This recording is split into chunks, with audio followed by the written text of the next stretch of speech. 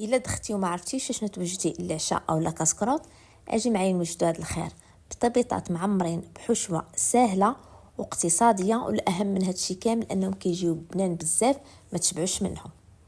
اول حاجه غادي نبدا بها، غادي نوجد العجينه. بالنسبه للعجينه غادي نحتاج كيلو ديال الفورص ما يعادل واحد 4 جبانيات، كذلك غادي نضيف لهم نص كيلو ديال الفينو ما يعادل واحد 2 جبانيات. كتاخذوا قصريه اولا عجان اللي متوفر عندكم، غادي نضيف لها شويه ديال الملحه، شويه ديال السكر، واحد معلقه صغيره ديال السكر ومعلقه ديال الخميره. كندير كلشي في العجانه وكنلم العجينه بالماء دافي. كنضيف الماء تدريجيا حتى كتلم ليا العجينه. من بعد ما كتلم ليا العجينه كنحسوا على هاد العجينه بحال هكا، ما كتكونش جاريه وفي نفس الوقت ما كتكونش قاصحه بزاف. غادي نقاد ليها الوجه ديالها وغادي نغطيها مزيان بالسلوفان اولا شي كيس بلاستيكي، وغادي نخليها تخمر على جنب وغنمشيو مباشره باش نوجدوا الحشوه. بالنسبه للحشوه غادي ناخذ واحد المقيله وغنضيف لها ندير فيها الزيت، زيت نباتي اولا الروميه اللي كنتوفر عندكم، وغنضيف لها واحد البصله كبيره مشلده رقيقه، واحد جوج دروس ديال الثومه، وغادي نخلي ديك البصله حتى كتدبل ليا اولا كطيح. من بعد ما كتدبل ليا البصله غنضيف لها واحد الجزره اللي محكوكه في الحكاكه الرقيقه، كورجيت اولا قرعه خضر حتى هو محكوك في الحكاكه الرقيقه، والفلافل الملونه على حسب المتوفر عندكم. انا عندي الصفراء والحمراء والخضراء اللي كنتوفر عندكم. بالنسبه للتوابل ضفت الملح، خرقوم، التحميره والبزار وشويه ديال القزبر يابس. كنخلط كلشي مزيان وكنخلي ديك الخضيره ديالي حتى كتبدا تدخل مع الطياب. من بعد ما كيبدا يدخل مع الطياب كنضيف كفته، يا كفته اولا الشحمه اولا اللدن اللي كنتوفر عندكم. كنحاول انني نفككها مزيان. من بعد ما كطيبوا لي المكونات كاملين وكتنشف لي الحشوه يعني ما كتبقى فيها قطره د الماء، كنطفي عليها البوطه وكنزيدها واحد الحفنه ديال القزبر ومعدنوس مخلطين، والبوطه طافيه باش يبقى محافظ لي على اللون ديالو وفي نفس الوقت المذاق ديالو.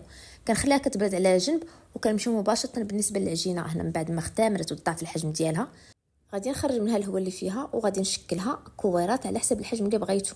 نتوما يمكن لكم تستعملوا ديرهم كويرات صغار اولا كويرات كبار. غادي نحاول ان نشكلهم كويرات، ودائما كتغطيوهم، ضروري ما تغطيوهم باش ما يديروش لكم ديك القشره الفوقانيه. غنستمر بنفس الطريقه حتى كنكمل الكويرات كلهم ديال العجينه اللي عندي.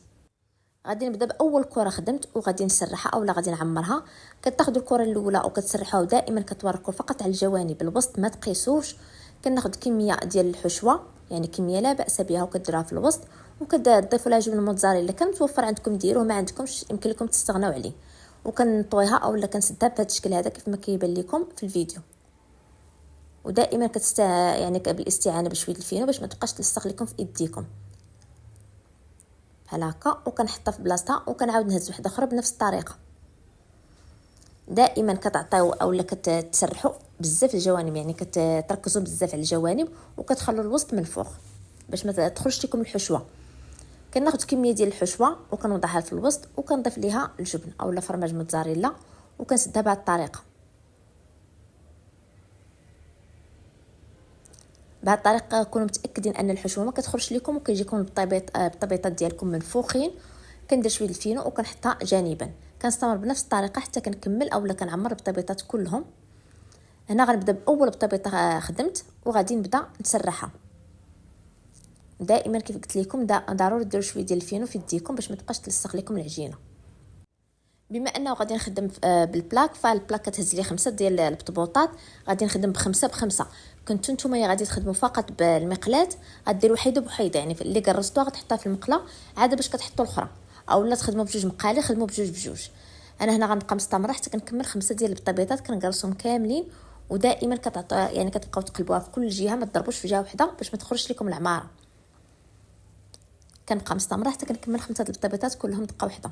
هنا بالنسبه للبلاك من بعد ما كتسخن مزيان كناخذ ضروري ترشوها بالزيت، ضروري النباتيه يعني كترشوها مزيان بالزيت وكتبداو تحطوا البطبيطات ديالكم بهذا الشكل هذا. هنا بحكم انني درتهم كبار شويه فغيهزوا لي تقريبا 4. وقبل ما تقلبوهم ضروري ما ترشوهم عاود بالزيت مره اخرى من الفوق عاد باش كتقلبوهم. كتبقاو تقلبوا فيهم وتقلبوا فيهم حتى كيبداو يتنفخوا وكيبداو ياخذوا داك اللوين محمر ومذهب بحال هكا. كيف ما كتلاحظوا راه كيجيو صراحه منفوخين ومفارقين، كيجيو صراحه بنان بزاف يعني خفيف بزاف، ما كيجيش مدقس من الداخل. هنا كيف ما كتلاحظوا راه كلهم كيجيو منفوخين، ما كيجيش مدقس نهائيا. اهم خطوه انكم ما كتخليوش يعني فاش كتعمروهم وكتقرصوهم ما تخليوش يخمر، كطيبوه مباشره. ضروري هذه المرحله. هنا كيف ما كتلاحظوا كنبقى نقلب فيها ونشقلب فيها حتى كتحمر وكيتنفخوا. كنحيدهم وكنعاود نخدم وحدين اخرين. ضروري قبل ما تحطوهم عاد كتعاودوا ترشوا المقلاة اولا البلاك ديالكم بالزيت وكتعاودوا تقرصوهم وتحطوهم. كنبقى مستمره على بهذه الطريقه حتى كنكمل الكميه كامله ديال البطيبيطات اللي عندي.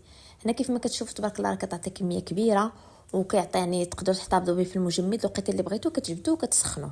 هنا نحل لكم وحيده تشوفوا الشكل ديالها كيفاش كيجي من الداخل. كيجيو صراحه يعني مرقين وكيجيو يعني منفوخين عامرين من الداخل صراحه كيجيو بنان بزاف. كنتمنى الفيديو يعجبكم ينال احسان ديالكم. ما تبخلوش عليا بجيم لا فيديو اللي عجباتكم اشتراك القناه. نتلاقاو في الفيديو الجاي ان شاء الله والسلام عليكم.